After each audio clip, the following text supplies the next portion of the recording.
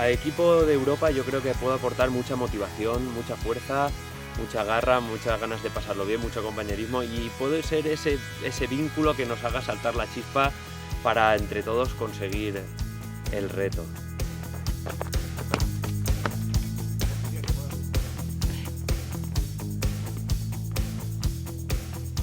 Mi motivación es la montaña, es disfrutar al máximo de cada día, de los entrenamientos, de las vistas, del paisaje, de la fauna, de la naturaleza. La verdad es que correr por la montaña te hace sentir vivo.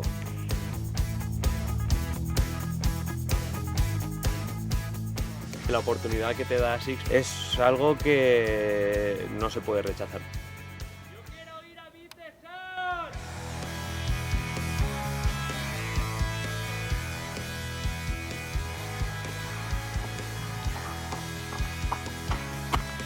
Ayúdame a seguir.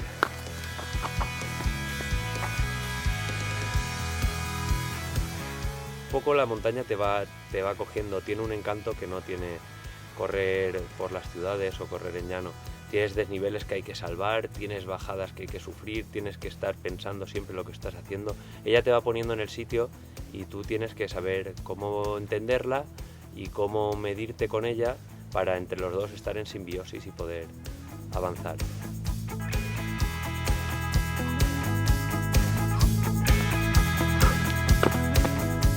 Y ese es mi objetivo, vencer al sol.